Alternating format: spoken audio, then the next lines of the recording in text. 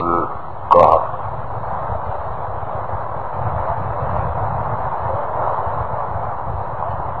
267 صفحہ نمبر 267 سورت کا نام ہے سورت قاف، آیت نمبر 19۔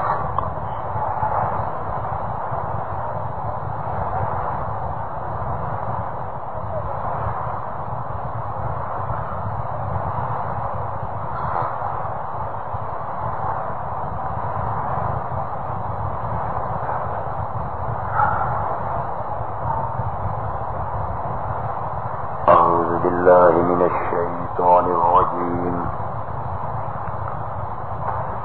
بسم الله الرحمن الرحيم،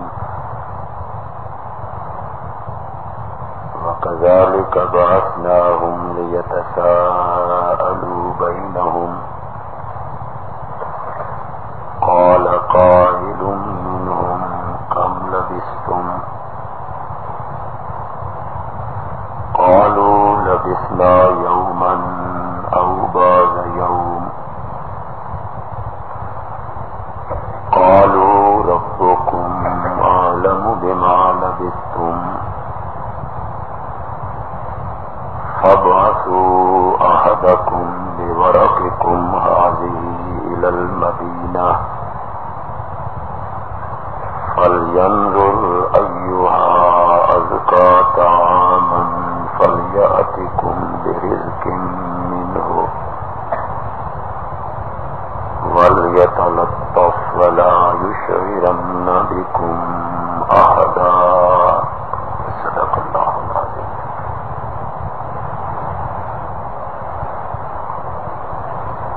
گزشتہ دو درسوں میں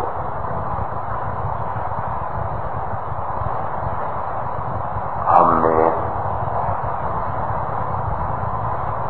مسئلہ علم غیب کے سلسلہ میں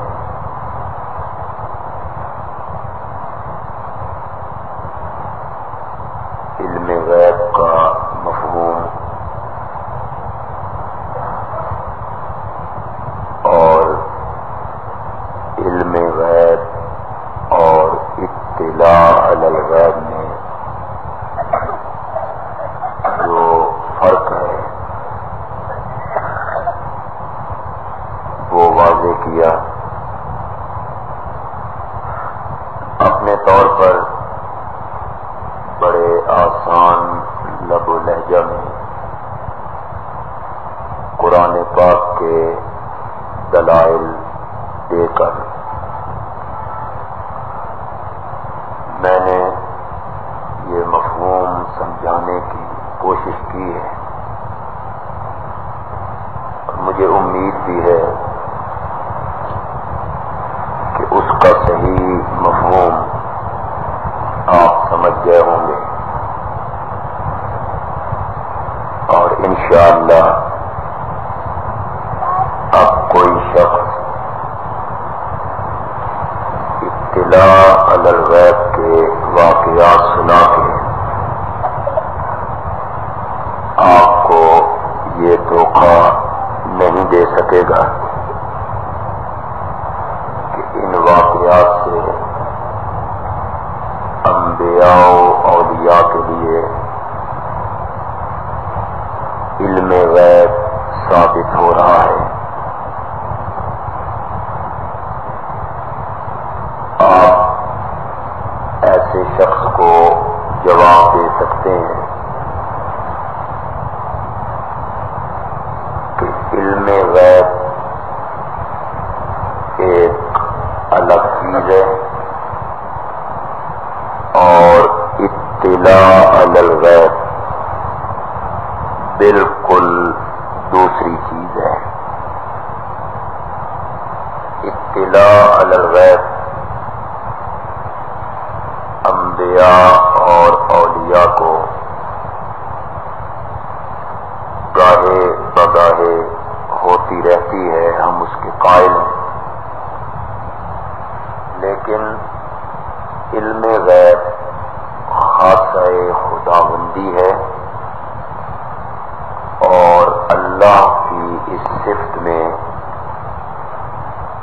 کوئی نبی، کوئی ولی، کوئی فرشتہ اور کوئی جن شریک نہیں ہے۔ گزشتہ درس میں ہم نے قرآن پاک کی چند آیات آپ کو دکھائیں، آپ نے پڑھی، جن سے یہ واضح ہوتا تھا کہ زمین و آسمان کی کوئی مخلوق غیب کا علم نہیں رکھتی، بلکہ جن کو وہ عالم الغیب سمجھتے ہیں ان کو اتنا بھی علم نہیں کہ وہ مرنے کے بعد قبروں سے کب اٹھائے جائیں گے۔ مطلب یہ ہے کہ قیامت کب آئے گی، قبروں سے کب اٹھایا جائے گا، اس کا علم انہیں نہیں ہے۔ اگر آپ علم غیب اور اطلاع علی الغیب اس کا مفہوم سمجھ چکے ہیں تو پھر ہم آگے بڑھتے ہیں اور قرآن پاک کی ان آیات کی طرف متوجہ ہوتے ہیں جن آیات سے اور جن واقعات سے بالکل واضح طور پہ یہ ثابت ہوگا کہ اللہ کے نیک بندے اولیاء اللہ وہ عالم الغیب نہیں ہے۔ میں نے ترتیب سے اس بات کو سمجھانے کی کوشش کی ہے، کروں گا۔ پہلے اولیاء اللہ، اس کے بعد ملائکہ جنات، اس کے بعد انبیاء، اور سب سے آخر میں امام الانبیاء صلی اللہ علیہ وسلم۔ ہم ثابت کریں گے کہ ولی، صالح بندے وہ عالم الغیب نہیں، جنات وہ عالم الغیب نہیں، فرشتے عالم الغیب نہیں، انبیاء عالم الغیب نہیں، اور خود حضرت محمد الرسول اللہ صلی اللہ علیہ وسلم بھی عالم الغیب نہیں ہے۔ اس سلسلہ میں نے ابتدا میں جو آیات تلاوت کی یہ سورۃ کہف کی آیتیں ہیں۔ کہف عربی میں کہتے ہیں غار کو،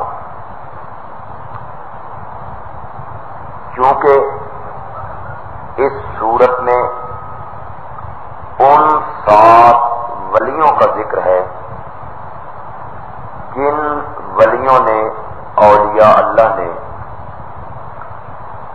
بادشاہ وقت سے اور اپنی قوم سے چھپ کے اور بھاگ کے ایک غار میں پناہ لی، تھوڑی دیر آرام کرنے کے لیے، سستانے کے لیے وہ وہاں لیٹے، اور اللہ نے اس غار میں انہیں 309 سال تک سلا دیا۔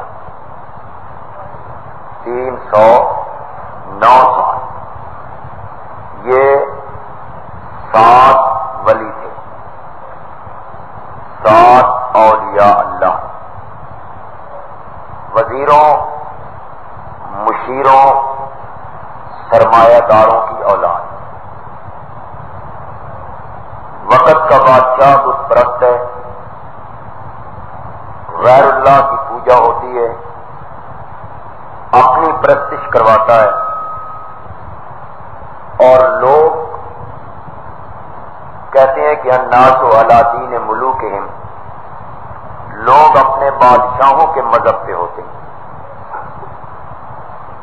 تو لوگوں نے وہی مذہب وہی دین اختیار کر لیا جو بادشاہ کا تھا، یعنی شرکیہ دین، شرکیہ مذہب۔ ان حالات میں ان 7 نوجوانوں نے غیر اللہ کی پرستش کرنے سے انکار کر دیا اور اللہ کی توحید کو ماننے کا اقرار کر دیا۔ بڑا مشکل ہے، پوری قوم ایک طرف، مرکز اقتدار طبقہ ایک طرف، سارا معاشرہ اور سوسائٹی ایک طرف، اور ان میں 7 آدمی ساری قوم کے مذہب کے خلاف، حکومت وقت کے دین کے خلاف توحید کا نعرہ بلند کرتے ہیں۔ یہ بیان کرنا بھی آسان ہے، سننا بھی آسان ہے، لیکن یہ کر کے دکھانا اتنا آسان ہے، یہ انہی کو پتا تھا جن پر یہ بیتی۔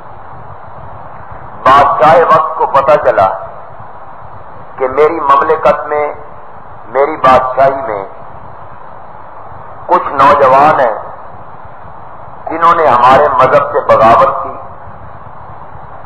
شرک سے انکار کیا، توحید کا اقرار کیا۔ اس نے انہیں اپنے دربار میں بلایا۔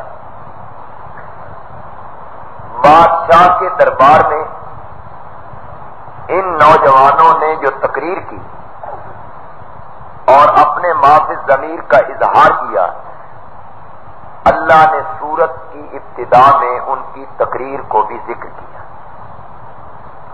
انہم آمنوا بربہم وزدناہم ہدی وربطنا علی قلوبہم اذ قاموا فقالوا ربنا رب السماوات۔ اللہ فرماتے ہیں وہ بڑی بہادری کے ساتھ اور استقامت کے ساتھ کھڑے ہوئے، ہم نے ہدایت میں انہیں اور زیادہ کر دیا، اور وہ بادشاہ کے دربار میں کھڑے ہو کے کہتے تھے ربنا رب السماوات۔ اس نے پوچھا ہوگا نا کہ تمہارا رب کون ہے، کس کی پوجا کرتے ہو، کس کی پرستش کرتے ہو؟ تو اس کے جواب میں کہا ربنا رب السماوات والارض، کہ ہمارا رب وہ ہے جو آسمانوں کا بھی رب ہے اور زمینوں کا بھی رب۔ ہم تو اسے اپنا رب مانتے ہیں اور اس کے سوا ہم کسی کی پوجا پاٹ کرنے کے لیے تیار نہیں۔ یہ بادشاہ وقت کے سامنے انہوں نے نعرہ لگایا۔ بادشاہ نے جب اس کی سزا تجویز کی کہ یہ غلط ہے، ہم اس کو نہیں چلنے دیں گے، تم پلٹ آؤ واپس اپنے مذہب میں، ملت میں، تو انہوں نے وقت کے بادشاہ سے مہلت مانگی، ہمیں سوچنے کی مہلت دی جائے۔ سوچنے کی اس مہلت سے فائدہ اٹھایا، آپس میں مشورہ کیا کہ اگر یہاں رہتے ہیں تو پھر واپس اس باطل دین میں، بت پرستی والے دین میں پلٹنا ہوگا، اور یہ تو ہم کر نہیں سکتے، اور یہاں رہ کے اپنے دین کو بچانا یہ مشکل ہے، لہذا چلو اپنا وطن، گھر بار، اپنا ملک چھوڑ جاتے ہیں، یہاں سے بھاگ کے کہیں اور چلے جاتے ہیں۔ یہ سننا بھی آسان ہے، یہ بیان کرنا بھی آسان ہے، لیکن مذہب کے لیے چند نوجوانوں کا اپنے گھر بار کو، ماں باپ کو، بہنوں کو، بھائیوں کو، وطن کو، مکان کو، شہر کو، اس سوسائٹی کو، معاشرے کو، ان حالات کو یہ چھوڑنا اتنا آسان بڑا مشکل تھا، لیکن انہوں نے سب کچھ چھوڑا اللہ کی توحید کے لیے، دین کے لیے، نکل کھڑے ہوئے۔ ایک غار میں انہوں نے پناہ سستانے کے لیے لیتے۔ اللہ تعالیٰ فرماتے ہیں تھوڑی دیر آرام کرنے کے لیے وہ لیٹے اور ہم نے ان کو ایسا سلایا کہ 309 سال تک سلائے رکھا. یہ ذہن میں رہے کہ آج کا کوئی ولی اگر کوئی ہے ہمیں تو نظر نہیں آیا، جو ہے وہ سامنے نہیں آتا، جو ہے وہ اظہار نہیں کرتا، جو اللہ کا کوئی نیک بندہ ہے وہ نمائش نہیں کرتا، وہ کسی کو بتاتا نہیں کہ میں کون ہوں، اور جو بتاتے ہیں وہ ہے نہیں. اس لیے کہ کستوری جو ہے یہ عطار عطر فروش، اس کو بتانے کی ضرورت نہیں ہوتی کہ یہ کستوری ہے. کستوری خود بتاتی ہے کہ میں کستوری خود بولتی ہے کہ میں کستوری. اگر سمجھانا پڑ جائے کہ بھائی یہ کستوری ہے ذرا سون کے دیکھو تو وہ کستوری. آج کا کوئی ولی یا اس امت کا کوئی ولی صحابہ کے بعد شیخ عبد القادر جیلانی، حضرت علی اجویری، حضرت سلطان باؤ معین الدین چشتی، بہاول الحق ملتانی، پاکستانی ہندوستانی مسلمانوں نے بس یہ 6-7 ولی سن رکھے، ان کے ساتھ عقیدت ہے ان کی لوگوں کی. یہ سارے ولی اگر اکٹھے ہو جائیں اصحاب کہف میں سے ایک ولی کا مقابلہ بھی نہیں ہو سکتا. کیوں؟ شیخ عبد القادر جیلانی کی ولایت، حضرت علی اجویری کی ولایت، سلطان باؤ کی ولایت، وہ قرآن سے بھی ثابت نہیں اور حدیث سے بھی ثابت نہیں. اصحاب کہف کی ولایت قرآن سے ثابت ہے. قرآن نے انہیں کہا، وہ ہمارے ایماندار آدمی تھے، ہم نے ان کے دل پہ گرہ لگائی، ہم نے ان کے دل کو مضبوط کیا. انہوں نے وقت کے بادشاہ کے سامنے ہمارا نام لیا، نعرہ لگایا توحید کا. انہیں قرآن ولی کہتا ہے. ان کا ذکر قرآن کے ورقوں میں ہوا اور ان کا ذکر نبی پاک کی زبان پہ آیا صلی اللہ علیہ. اور پیار اللہ کو ان سے اتنا، اللہ کو تو ہر موحد بندے سے پیار ہوتا ہے، ہر توحید ماننے والے بندے سے اللہ پیار کرتے ہیں. اور پھر ان کے ساتھ پیار کیوں نہیں کرنا تھا جنہوں نے اللہ کے لیے سب کچھ چھوڑ دیا، گھر چھوڑا، وطن چھوڑا، ماں باپ چھوڑے، اور بادشاہ کے دربار میں اللہ کی توحید کو واضح طور پہ بیان کیا. اللہ فرماتے ہیں پیار اتنا کہ جب یہ غار میں جب یہ آئے اور یہ سونے کے لیے لیٹے، فضربنا علی آذانہم، اللہ فرماتے ہیں ہم نے اپنی قدرت کے ہاتھ کے ساتھ ان کے کانوں پہ تھپکیاں دے کے سلا دیا، جیسے ماں اپنے بچے کو سلاتی ہے، کانوں پہ تھپکیاں دے. قرآن نے کہا فضربنا علی آذانہم، ہم نے ان کے کانوں پر تھپکیاں دی اور انہیں سلایا. ہیں زندہ، فوت نہیں ہوئے، انتقال نہیں ہوا، سانس موجود ہے، زندہ ہیں، سوئے ہوئے ہیں. اللہ تعالیٰ فرماتے ہیں کہ ایک ہی کروٹ پہ پڑے رہے 309 سال تو پتہ نہیں ان کے ساتھ کیا بنے گا. اللہ نے فرمایا ہم نے دست قدرت کے ساتھ، میں نے اپنے ہاتھوں کے ساتھ ان کی کروٹیں بھی تبدیل کی. کبھی ان کو ہم دہنے پہلو پہ لٹاتے تھے، کبھی ہم ان کو بائیں پہلو پہ لٹاتے. نقلبہم ذات الیمین و ذات الشمال، ہم ان کو تبدیل کرتے تھے، کبھی دہنے کبھی بائیں، کروٹیں بدلتے تھے ہم ان کی. فرمایا اس طرح غار میں سلایا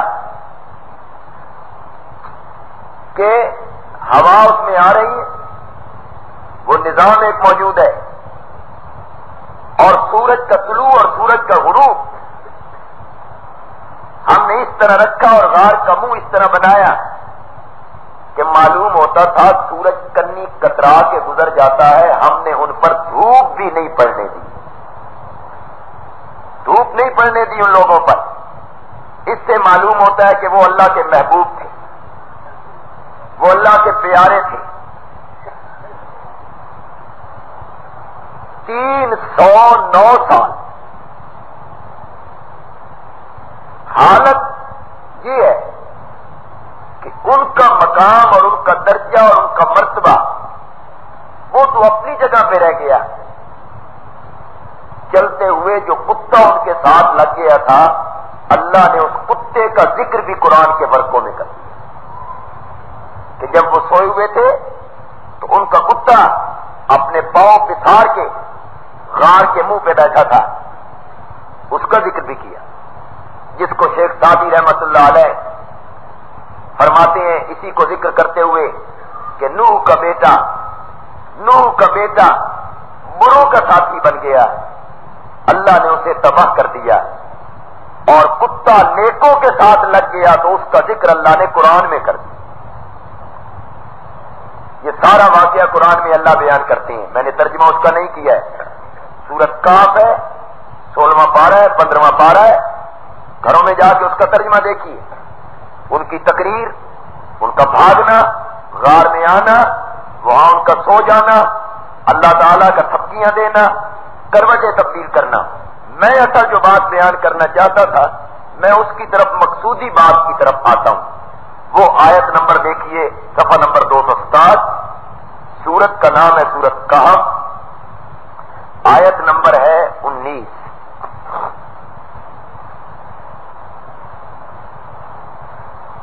وَكَذَلِكَ بَعَثْنَاهُمْ, اور اسی طرح ہم نے ان کو اٹھایا.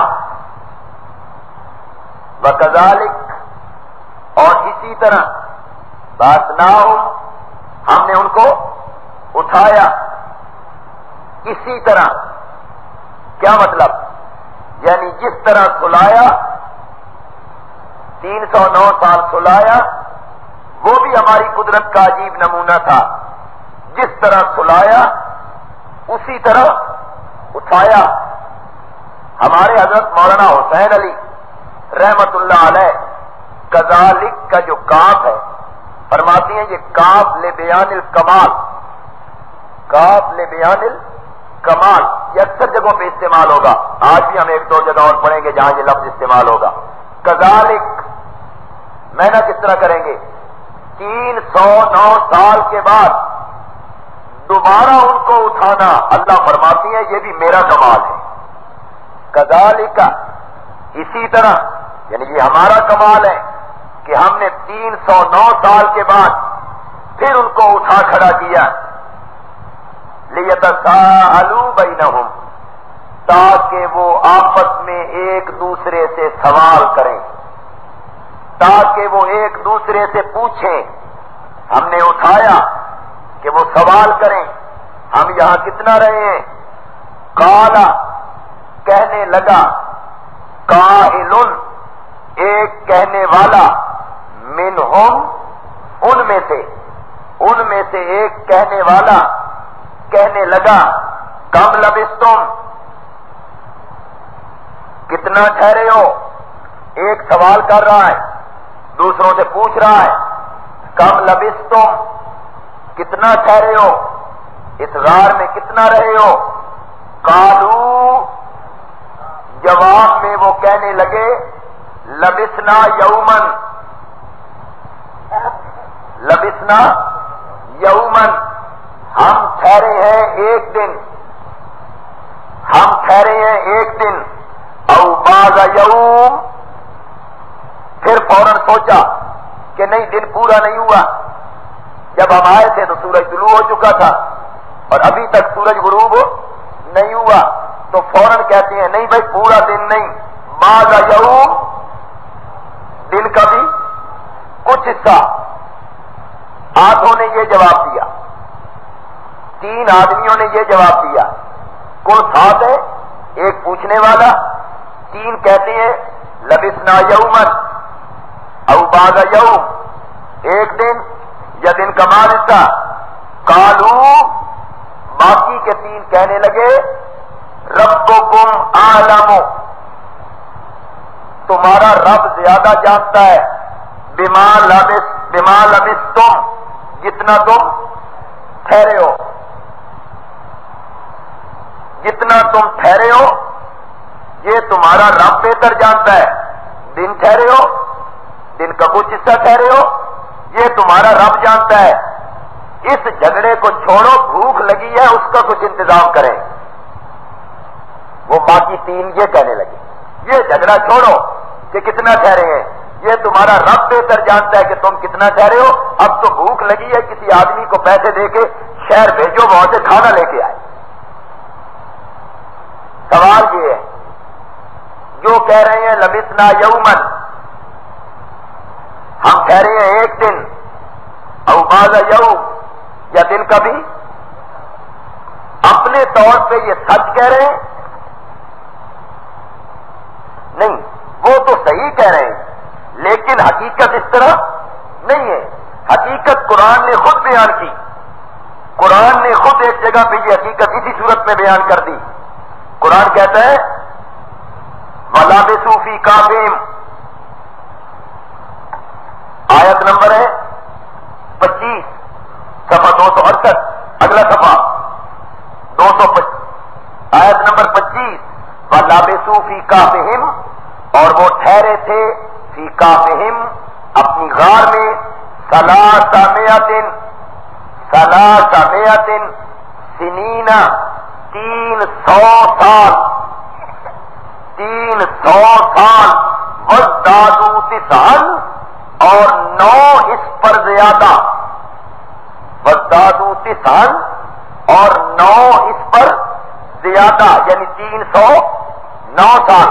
قرآن نے کاف میں آیت نمبر 25 میں اس بات کا ذکر کیا کہ وہ 309 سال رہے، لیکن وہ خود کیا کہتے ہیں؟ وہ کہتے ہیں لبثنا یومن او بعض یوم، ہم ایک دن رہے یا دن کا بعد حصہ رہے، حالانکہ وہ 309 سال رہے۔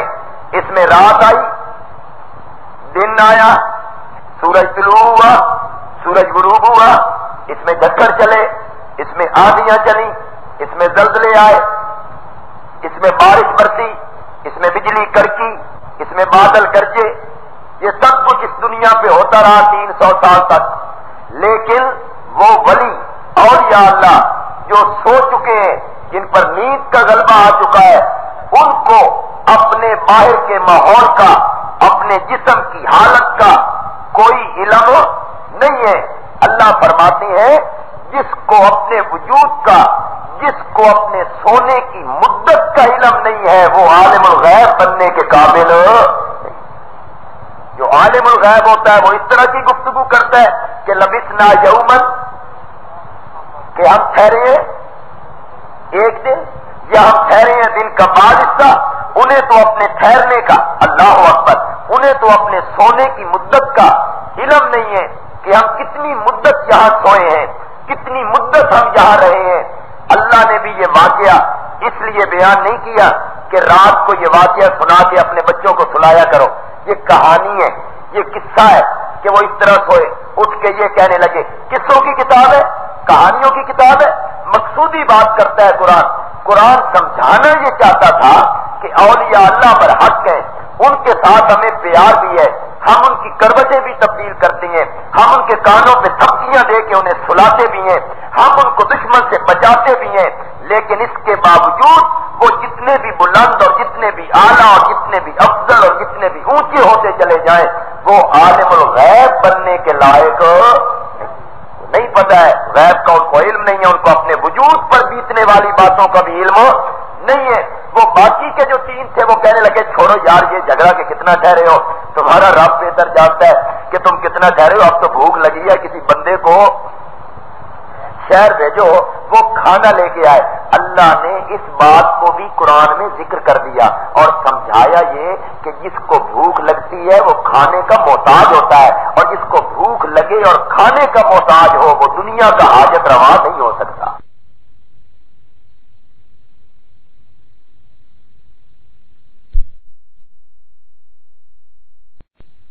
بِدِرْهِمْ پیسہ دے کر إِلَى الْمَدِينَةِ کس طرف بھیجو؟ شہر کی طرف بھیجو. فَلْيَنْظُرْ بس چاہیے کہ وہ دیکھے أَيُّهَا أَزْكَىٰ طَعَامًا کون سا کھانا ستھرا ہے. فَلْيَأْتِكُمْ بِرِزْقٍ مِّنْهُ بس چاہیے کہ وہ لے آئے تمہارے پاس اس سے کھانا. اس زمانے میں یہ ہوتا تھا کہ بتوں پر جو نیازیں چڑھتی تھی نا، مشرک لوگ منتیں مانتے تھے میرا یہ کام ہو گیا تو فلاں بت پہ یہ چڑھاؤں گا، یہ چیز پکائیں گے، وہی کھانا ہوٹلوں پہ بکتا تھا. ایسے ہی ہوتا ہے لاہور میں، ایسے ہی ہوتا ہے. حضرت علی اجمیری کی قبر پہ ایک ایک دیگ 100 مرتبہ چڑھ جاتی، چڑھتی بھی رہتی ہے اترتی بھی رہتی. وہ چڑھ گئی پھر باہر بک گئی، پھر چڑھ گئی پھر بک گئی، پھر تو وہ بھیجنے والے کو کہتے ہیں اور دیکھیں غیر اللہ کی نیاز نہ لے کے آئیں. اب کا دام ایسے دکاندار کے پاس جانا جو اس طرح کا سودا نہیں بیچتا، غیر اللہ کی نیاز والی دیگیں اس کے پاس نہیں آتی، اس کے پاس جانا اور اچھا سا سودا لے کے کھانا لے کے آنا. اور یہ تلتا کسی کے ساتھ یوں ہی لڑنا بھیڑنا نہیں، نرمی اختیار کرنی ہے. ہم بھاگے ہوئے ہیں، چپ کر کے جانا ہے، نرمی سے بات کرنی ہے. ولا یشیرن بکم احدا اور اگر وہاں پکڑے جاؤ نا تو کسی ایک کا لوگوں کو بتانا بھی نہیں، خود ہی جھیل لینا، خود ہی برداشت کر لینا، بتلانا نہیں کہ کون ہے ہم، کتنے ہیں ہم. جاؤ اگر وہ تم پہ غالب آ گئے تمہیں سنسار کر دیں گے، اور یعیدوکم فی ملتہم یا تمہیں لوٹا دیں گے اپنے مذہب میں. ولن تفلحوا اذا ابدا اور اگر تم ان کے مذہب میں پلٹ گئے تو پھر کبھی فلاح نہیں پا سکتے، پھر کبھی کامیابی حاصل نہیں کر سکتے. چنانچہ یہ پہنچا، جب شہر میں پہنچا 3 صدیاں گزر گئی. 3 صدیوں میں نقشے بدل جاتے. یہ ہمارے دیکھتے دیکھتے 20-25 سال میں سرگودے کا نقشہ بدل گیا. کئی جگہ ایسی ہیں سرگودا میں جہاں پہلے سکول ہوتے تھے وہاں پلازے بن گئے. ایسے ہی ہے نا، پہلے سکول تھے وہاں پلازے بن گئے، پہلے وہاں جناب کھلے میدان تھے وہاں مارکیٹیں بن گئی. انشاءاللہ کوئی 20-25 سال اگر سیاسی لوگ اور رہ گئے تو یہ پانی کے ٹینکیوں کے نیچے جو خالی جگہ ہے یہ بھی پور ہو جائے گی. وہ یہاں بھی مکان بنا لیں، یہ بھی جگہ بک جائے گی. تو ہمارے دیکھتے دیکھتے سرگودا کی حیات بدل گئی، صورت بدل گئی 20-25 سال میں. تو 3 صدیاں پہلے تو اسے چکر آیا، اسے نوری دروازہ ہی کوئی نہیں بنا، نیچے دے گیا. پہلے بڑا مشہور وہ نوری گیٹ ہوا کرتا تھا، پتہ نہیں وہ کہاں گیا. پہلے تو اسے چکر آیا، پھر اس نے اس کو اپنا وہم سمجھا. دکاندار کے پاس آیا، کھانا لیا، اس کو کرنسی دی. اس دکاندار نے کرنسی کو دیکھا، پھر اس بندے کو دیکھا. اس نے کہا 3 صدیوں اوپر سن لکھا ہوا کرنسی کے اوپر، 3 صدیاں پہلے کرنسی. یہ بندہ، اس کو کہیں سے خزانہ مل گیا. ارد گرد کے آدمیوں کو بلایا، دکانداروں کو بلایا. جس زمانے کے بادشاہ سے یہ بھاگ کے گئے تھے 3 صدیاں پہلے، اس بادشاہ نے ایک عقل کا کام کر دیا تھا، ان کے نام اور ان کے قواعد ایک تختی پر لکھ کر خزانے میں جمع کر دیے. اور بڑا لوگوں میں مشہور ہو گیا تھا کہ 3 نوجوان ہیں، پتہ نہیں زمین کھا گئی، آسمان اچک گیا، زمین نکل گئی، پتہ نہیں کہاں گیا وہ 7 آدمی.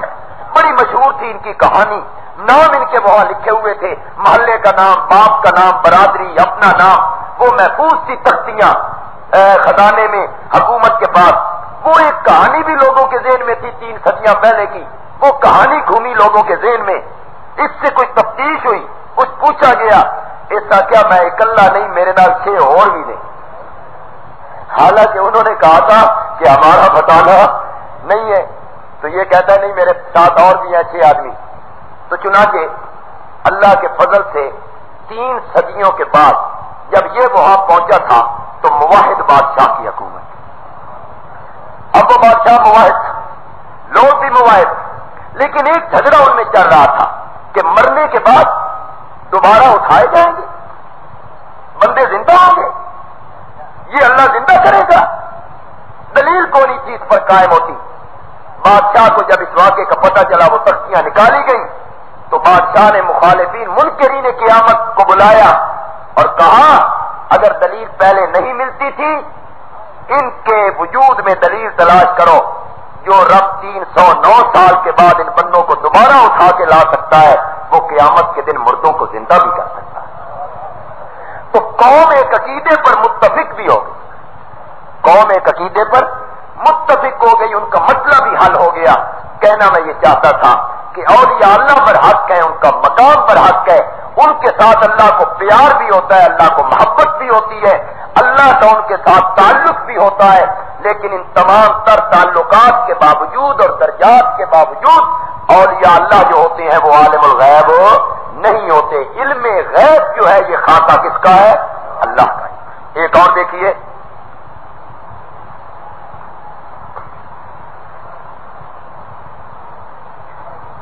صفحہ نمبر ہے 276، سورت کا نام ہے سورت مریم، یہ آج جمعے پہ بھی میں نے بیان کیا۔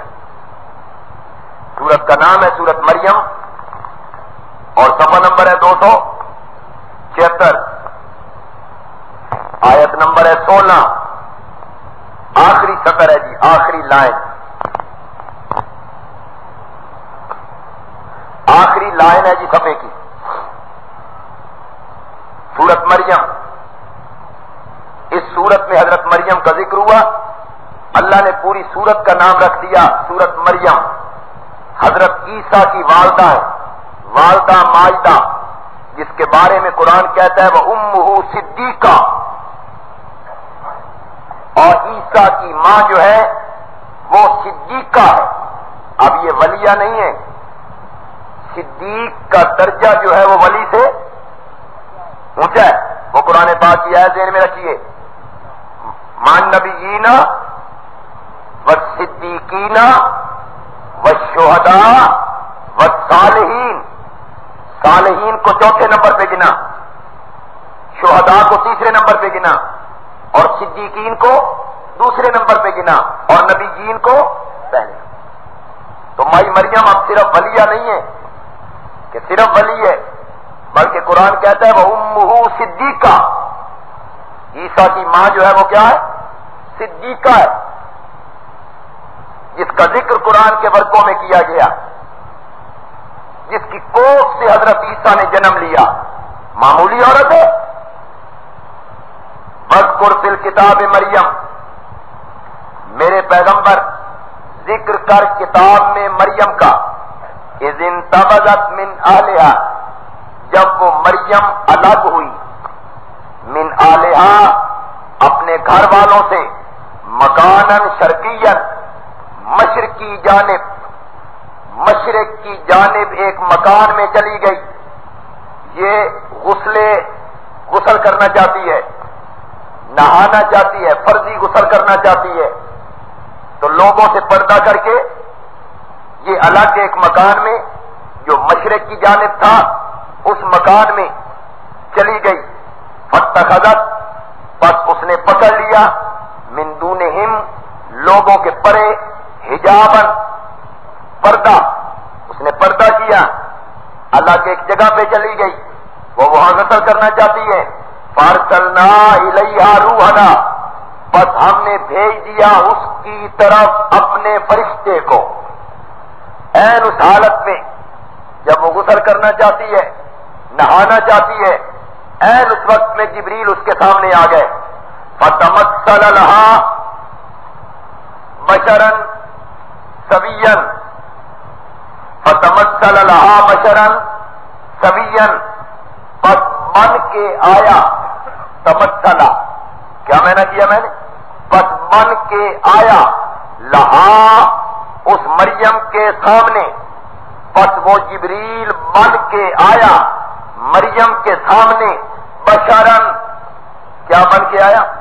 بشر، آدمی، سوین تندرست، خوبصورت، نوجوان، صحت مند، خوبصورت نوجوان کی شکل میں اس کے سامنے آیا، بن کے آیا اس کے آگے بشر.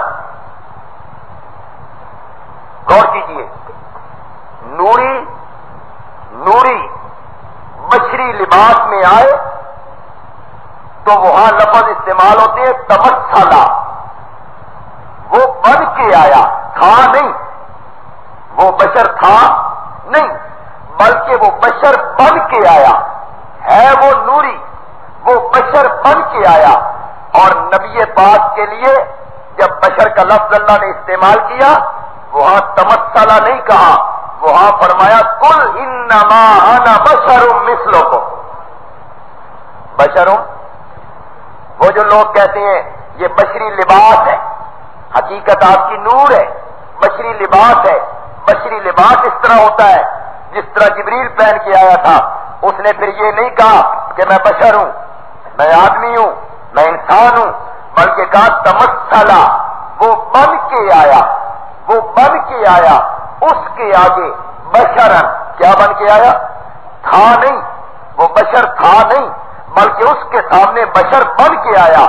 اور نبی پاک کے متعلق یہ لفظ نہیں استعمال کیا کہ وہ بشری لباس میں آئے، بشر بن کے آئے، بلکہ فرمایا انما انا بشر مثلکم هل كنت الا بشرا رسولا. گجرات کے ایک مولوی صاحب تھے، مفتی احمد یار گجراتی. انہوں نے اپنی کتاب میں لکھا کہ یہ بشری لباس میں نبی پاک آئے تھے. حقیقت آپ کی بشر نہیں تھی، حقیقت میں آپ نور تھے، لیکن بشری لباس پہن کے آئے. اب مولوی صاحب مثال دے رہے ہیں لوگوں کو سمجھانے کے لیے، مثال دے رہے ہیں. جس طرح شکاری شکار کرتا ہے تو پرندوں کی سی بولیاں بولتا ہے، الیاذ باللہ. یہ نبی پاک کو مثال دی جا رہی شکاری سے. شکاری شکار کرتا ہے تو وہ کون سی بولی بولتا ہے؟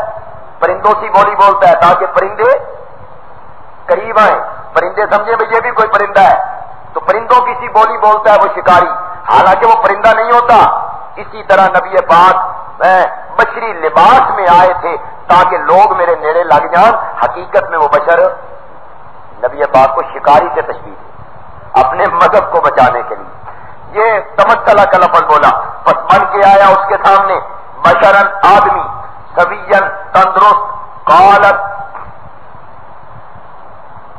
مریم کہنے لگی انی اعوذ بالرحمن، میں رحمان کی پناہ مانگتی ہوں، من کا، تجھ سے، ان کنت تقیا، اگر تو متقی ہے، اگر تو پرہیزگار ہے، میں رب کی پناہ میں آتی ہوں، میرے سامنے سے ہٹ جا. قالا، فرشتہ کہنے لگا انما انا رسول ربک، میں ایلچی ہوں، میں بھیجا ہوا ہوں، میں ربک، تیرے رب کی طرف سے. میں تیرے رب کا ایلچی ہوں، میں تیرے رب کا رسول ہوں، میں تیرے رب کا پیغام بر ہوں، میں تیرے رب کا پیغام لانے والا ہوں. میں انسان نہیں ہوں، میں آدمی نہیں ہوں، میں فرشتہ ہوں، فرشتہ ہوں، تیرے رب کا بھیجا ہوا ہوں. کہنا میں یہ چاہتا ہوں کہ جب جبریل انسانی لباس میں، جب جبریل آدمی کے روپ میں مائی مریم کے سامنے آئے تھے تو حضرت مریم سامنے کھڑے ہوئے جبریل کو پہچان نہیں سکی. معلوم ہوتا ہے جو ولی ہوتا ہے، صدیق ہوتا ہے، جو نیک آدمی ہوتا ہے، وہ جتنا بھی درجہ اونچا پالے وہ عالم الغیب نہیں ہوتا. اگر مریم عالم الغیب ہوتی، اگر مریم کو غیب کا علم ہوتا تو وہ جبریل کو پہچان لیتی، انہیں پتہ چل جاتا کہ یہ جبریل ہے، لیکن وہ جبریل کو پہچان نہیں سکی. اپنے سامنے کھڑے ہوئے جبریل کو وہ پہچان نہ سکی. دنیا کے حالات سے وہ خبردار کیسے ہو سکتی؟ اب ذرا مریم کی والدہ کی بات سنیے. یہ صفحہ نمبر 50 ہے، اس کا ذکر بھی میں نے آج جمعے میں کیا. صفحہ نمبر 50، سورت کا نام ہے سورت آل عمران. سورت آل عمران صفحہ نمبر 50، آیت نمبر ہے 35.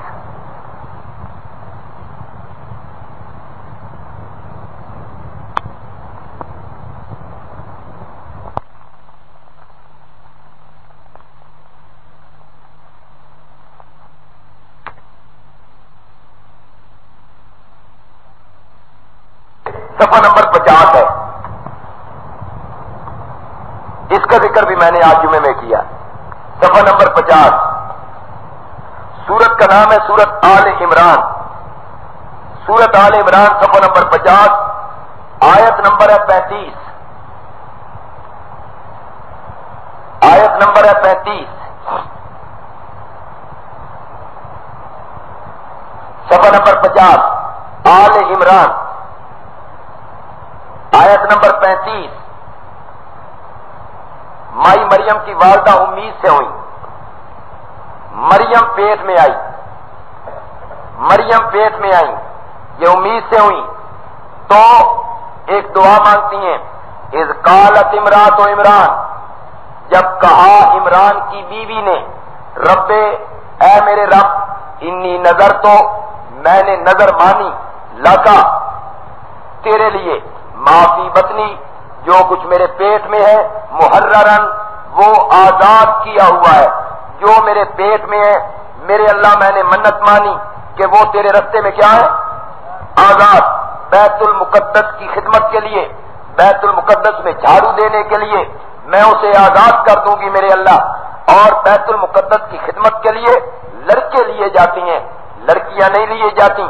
تو میرے اس حمل کو، امید کو اگر لڑکا بنا دے تو میں اسے تیرے رستے میں کیا کر دوں گی؟ آزاد کر دوں گی. فتقبل منی، پس تو میری یہ بات قبول کر لے. انک انت السمیع العلیم، بے شک تو ہی ہے سننے والا، جاننے والا. فلما وضعتها، پس جب اس نے جنا، فلما وضعتها، پس جب اس نے اس حمل کو جنا جب اس نے، یعنی بیٹی پیدا ہو گئی، مریم پیدا ہو گئی. قالت، تو وہ کہنے لگی، رب اے میرے رب، انی وضعتها انثى، میں نے تو جنا ہے اس کو لڑکی، میں نے تو جنا ہے اس کو لڑکی. واللہ اعلم بما وضعت، اللہ کہتے ہیں وہ شکوہ کر رہی تھی میں نے لڑکی جنی، اور میں جواب میں کہہ رہا تھا اللہ زیادہ جانتا ہے جو کچھ اس نے جنا. اللہ زیادہ جانتا ہے، مجھے پتا ہے جو کچھ تو نے جنا. وَلَيْسَ الذَّكَرُ كَالْأُنثَىٰ، اور لڑکا نہیں ہے لڑکی کی طرح، یعنی تیرا مانگا ہوا لڑکا، جو لڑکا تو مانگتی تھی اور جو لڑکی میں نے دی ہے، تیرا مانگا ہوا لڑکا میری دی ہوئی لڑکی کا مقابلہ نہیں کر سکتے. یہ مطلب ہے لَيْسَ الذَّكَرُ، نہیں ہے لڑکا، كَالْأُنثَىٰ، مثل لڑکی کے. وَإِنِّي سَمَّيْتُهَا مریم، اب حضرت مریم کی والدہ کی کلام شروع ہو گئی ہے. وَإِنِّي سَمَّيْتُهَا مریم، اور میں نے نام رکھا ہے اس کا مریم. سمجھانا یہ چاہتا ہوں، مریم کی ماں ہے، عیسیٰ کی نانی ہے، اس کا ذکر قرآن میں اللہ نے کیا. اس کی منت، اس کی نظر ماننے کا تذکرہ اللہ نے قرآن میں کیا کہ وہ نظر مانتی ہے کہ میرے پیٹ میں یا اللہ جو امید ہے اگر تو اس کو لڑکا بنا دے تو میں اس کو تیرے رستے میں آزاد کر دوں گی. معلوم ہوتا ہے باوجود ولیہ ہونے کے، باوجود نیک بندی ہونے کے، اس کو اپنے پیٹ میں جو کچھ اٹھا رکھا تھا اس کی حقیقت کا اس کو علم نہیں تھا. کوئی علم نہیں تھا اس کو کہ میرے پیٹ میں لڑکا ہے یا لڑکی ہے. ورنہ اگر اسے پتا ہوتا کہ میرے پیٹ میں لڑکی ہے تو یہ منت اور یہ نظر وہ عورت کبھی نہ مانتی. تو مریم بھی عالم الغیب نہیں، اور مریم کی والدہ جو ہے وہ بھی عالم الغیب نہیں ہے. ایک اور دیکھیے صفحہ نمبر 208،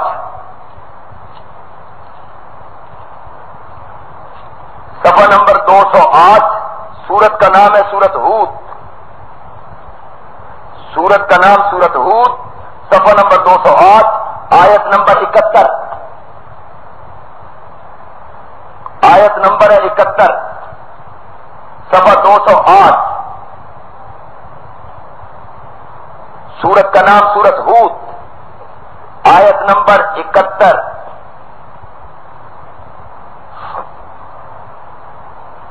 مل گیا جی؟ حضرت ابراہیم علیہ السلام کے پاس فرشتے آ گئے انسانی لباس میں. جبریل بھی موجود، دوسرے فرشتے موجود، آگے جا رہے ہیں لوط کی بستی کو تباہ کرنے کے لیے. تو لوط کی بستی کو تباہ کرنے کے لیے جا رہے ہیں. رستے میں اللہ نے فرمایا کہ میرے ابراہیم کے گھر سے بھی ہوتے جانا اور ابراہیم کو بیٹے کی خوشخبری سناتے جانا. اب یہ انسانی لباس میں حضرت ابراہیم کے گھر آئے. السلام علیکم، نے کہا وعلیکم السلام. باہر بٹھایا، اندر گئے، بچڑا ذبح کیا، اسے بھونا، تلا، تل کے لے آئے، سامنے رکھا. فرشتوں نے ہاتھ پیچھے کھینچے. حضرت ابراہیم علیہ السلام ڈرے. اس زمانے میں جس کا نمک کھا لیا جاتا اس کو نقصان نہ پہنچایا جاتا. حضرت ابراہیم ڈرے میرے دشمن نہ ہو، میرا نمک نہیں کھاتے، یہ میں بھون کے لایا ہوں، یہ استعمال نہیں کر رہے ہیں. خوف کے آثار ابراہیم کے چہرے پہ نمودار ہوئے. انہوں نے کہا لا تخف، ڈرو مت، انا ارسلنا الی قوم لوط، ہم بھیجے گئے ہیں قوم. یہ میں بیان نہیں کرتا، یہ جب اس کا وقت آئے گا تو بیان کریں گے کہ حضرت ابراہیم بھی عالم الغیب نہیں ہے. اگر عالم الغیب ہوتے تو کبھی بچڑا ذبح نہ کرتے. انہیں پتا ہوتا یہ فرشتے ہیں، انہوں نے کھانا وانا کچھ نہیں ہے، وہ ذبح نہ کرتے. چنانچہ جب خوف جاتا رہا تو حضرت ابراہیم کی بیوی سارا، یہ حضرت اسحاق کی والدہ ہے، حضرت اسماعیل کی والدہ کا نام ہاجرہ. حضرت اسماعیل پیدا ہو چکے تھے، ہاجرہ کی گود ہری ہو چکی تھی، سارا کی گود ابھی ہری نہیں ہوئی. 99 سال عمر ہے حضرت سارا کی، 99 سال عمر ہے حضرت سارا کی، 120 سال عمر ہے حضرت ابراہیم کی. اب یہ خوشخبری دینے کے لیے آئے ہیں. تو جب خوف کی علامتیں ظاہر ہوئیں تو وہ مائی جو ہے وہ اونٹ کے پیچھے یہ سب کچھ سن دیکھ رہی تھی. جب اس نے بھی سنا کہ یہ انسان نہیں ہے بلکہ کیا ہے، فرشتے ہیں، تو وہ بھی سامنے آ گئی کہ فرشتوں سے تو پردہ ہے ہی کوئی نہیں. وہ بھی سامنے آ گئی ہے. وامرأتہ قائمۃ، دیکھیے وامرأتہ قائمۃ، اور بیوی اس کی کھڑی تھی، بیوی ابراہیم کی کھڑی تھی. فضاحکت، وہ ہنس پڑی، فضاحکت، وہ ہنس پڑی. فبشرناہا باسحاق، بس ہم نے اس کو خوشخبری دی باسحاق. کس کی؟ اسحاق ہوگا، تیرے ہاں بیٹا ہوگا، اسحاق ہوگا. من وراء اسحاق یعقوب، اور اسحاق کے بعد تجھے پوتا دیں گے یعقوب. اسحاق کی خوشخبری، پھر پوتے یعقوب کی خبری. یہ تھوڑے سے لفظ قرآن پاک میں بعض اوقات اس طرح استعمال ہو جاتے ہیں جس کو تقدیم تاخیر کہتے ہیں. یعنی پہلے وہ ہنس پڑی پھر خوشخبری ملی اس کو نہیں، بلکہ اصل عبارت یوں تھی فبشرناہا باسحاق. فضاحکت، ہم نے اس کو خوشخبری دی اسحاق کی. وہ خوشخبری سن کر، خوشخبری سن کے وہ ہنس پڑی. ایک اور جگہ پہ آتا ہے فسکت وجہ، اس نے اپنا ہاتھ اپنے چہرے پہ مارا. فسکت وجہ، یہ خوشخبری سنی تو ہاتھ اپنے چہرے پہ مارا. شیعہ کہتے ہیں اس نے ماتم کیا تھا. یہ ماتم کی دلیل ہے کہ چہرے پہ ہاتھ مارا. فسکت وجہ، چہرے پہ ہاتھ مارا. میں نے کہا ہاں، بیٹے کی خوشخبری ملے تو لوگ ماتم ہی کیا کرتے ہیں، وقت وہ ماتم کا ہی ہے. حالانکہ فسکت وجہ کا مطلب یہ ہے، یہ عورتوں کی عادت ہوتی ہے، تعجب والی بات سنتی ہیں تو چہرے پر، وہ چہرے پہ ہاتھ مار کہتی آنے دو، میں جنوں گی، 99 سال میری عمر، امید ساری ختم ہو گئی، آنے دو. قالت یا ویلتا، آنے دو، کیا میں جنوں گی؟ وَأَنَا عَجُوزٌ، اور میں بڑھیا، وَأَنَا عَجُوزٌ، اور میں بڑھیا، وَهَذَا بَالِي شَيْخًا، اور یہ میرا خامد، اور یہ میرا خامد، شیخن، یہ بھی بوڑھا. میں بڑھیا، یہ میرا خامد بوڑھا، طاقتیں ختم، قوت شاوانی مفقود، میں جنوں گی. ان هَذَا لَشَيْءٌ عَجِیب، یہ تو بات ہے بڑی اوپری، یہ تو بات ہے بڑی عجیب کہ میری کوکھ سے بیٹا ہوگا، میں بیٹا جنوں گی. قالو، فرشتے کہنے لگے اتعجبین من امر اللہ، کیا تو تعجب کرتی ہے اللہ کے حکم سے؟ براہ راست مخاطب کر دیا فرشتوں نے حضرت ابراہیم کی زوجہ کو. اتعجبین من امر اللہ، کیا تو تعجب کرتی ہے اللہ کے حکم سے؟ رحمت اللہ، اللہ کی رحمتیں، وبرکاتہ، اور اللہ کی برکتیں، علیکم، تم پر، اہل البیت،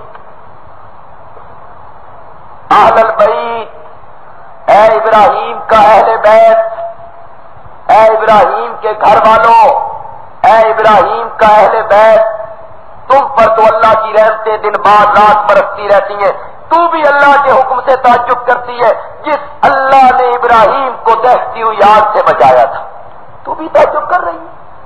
تمہارے گھر میں تو اللہ کی رحمتیں اترتی ہیں، اللہ کی برکتیں اترتی ہیں۔ ایک بات جو نوٹ حضرات کر رہے ہیں وہ ایک بات نوٹ کر لیں، اہل بیت کا اطلاق بیوی پر، اہل بیت کا اطلاق کس پہ ہو رہا ہے؟ بیوی پر، اکیلی کھڑی ہے، اس کے ساتھ کوئی لڑکی نہیں، ابھی تو اس کی اولاد بھی کوئی نہیں ہوئی، ابھی اس نے کوئی اپنا داماد نہیں بنایا، اس کے کوئی نواسے نہیں ہوئے، ابھی اکیلی کھڑی ہے۔ فرشتے اس کو کہتے ہیں تعجبین من امر اللہ، کیا اللہ کے حکم سے تعجب کرتی ہے؟ رحمت اللہ، اللہ کی رحمت ہے، وبرکاتہ، اللہ کی برکتیں ہیں، علیکم، تم پر، اہل البیت، اے نبی کے گھر والوں۔ معلوم ہوتا ہے اصل میں اہل بیت ہوتی ہیں نبی کی بیویاں، نبی کی بیویاں سب سے پہلے کیا ہے؟ اہل بیت ہیں۔ یہ شیعوں نے ایک چکر چلایا ہے کہ بیٹی اہل بیت ہے، داماد اہل بیت ہے، نواسے اہل بیت ہے، اور بیویوں کو ایک طرف کر دیا انہوں نے بالکل، حالانکہ قرآن کہتا ہے کہ سب سے پہلے اہل بیت جو ہے وہ کون ہے؟ بیویاں ہیں۔ میرے کہنے کا مطلب یہ ہے کہ سارا، ابراہیم کی بیوی، اسحاق کی ماں اور یعقوب کی دادی اور یوسف کی پردادی، بیٹا بھی پیغمبر، پوتا بھی پیغمبر، پڑپوتا بھی پیغمبر۔ اللہ اکبر، کتنی عظیم عورت ہے، کتنی عظیم عورت ہے، جس سے فرشتے ہم کلام ہو رہے ہیں، جس کو فرشتے سلام کر رہے ہیں، اس کو جب بیٹے کی خوشخبری ملتی ہے اس کو یقین نہیں آتا، وہ اس پر تعجب کرتی ہے۔ معلوم ہوتا ہے کہ ابراہیم کی بیوی جو ہے وہ عالم الغیب نہیں تھی، اس کو آنے والے حالات کا علم اور پتہ نہیں تھا۔ ایک آخر میں ایک جگہ اور دیکھیے، صفحہ نمبر ہے 272، سورت کا نام ہے سورت کہف۔ پھر ہم سورت کہف میں آخر میں جا رہے ہیں، شروع میں بھی سورت کہف، آخر میں بھی سورت کہف۔ صفحہ نمبر 272، سورت کا نام ہے سورت کہف، آیت نمبر 62، آیت نمبر 62۔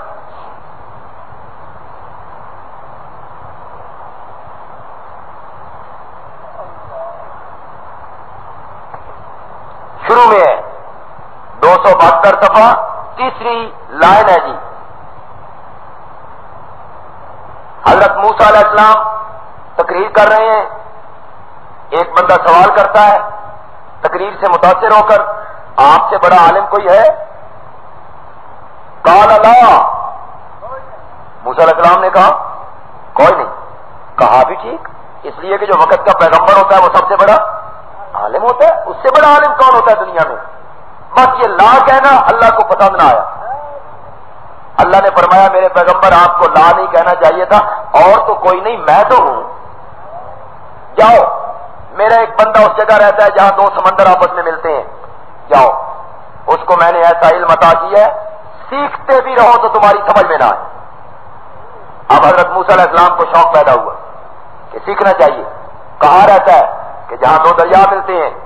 یا اللہ، دو دریا ملتے ہیں، وہ کہاں رہتا ہو؟ اللہ نے فرمایا دیکھو، ایک مچھلی تل لو، وہ تھیلے میں توشے دان میں رکھ لو، وہ مچھلی ساتھ لے لو، چلنا شروع کر دو، جس جگہ مچھلی زندہ ہو جائے اسی جگہ میرا بندہ رہتا ہے۔ یہ مچھلی تمہیں بتائے گی۔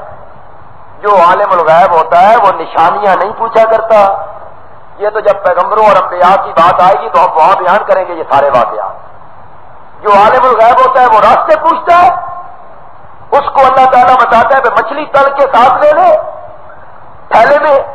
انہوں نے جناب اپنا ایک شاگرد ساتھ لیا، صحابی بھی ہے امتی بھی ہے، اس کا نام ہے یوشع بن نون، یوشع بن نون، اور امتی بھی ایسا جس کو بعد میں حضرت موسیٰ کی زندگی میں اللہ نے نبوت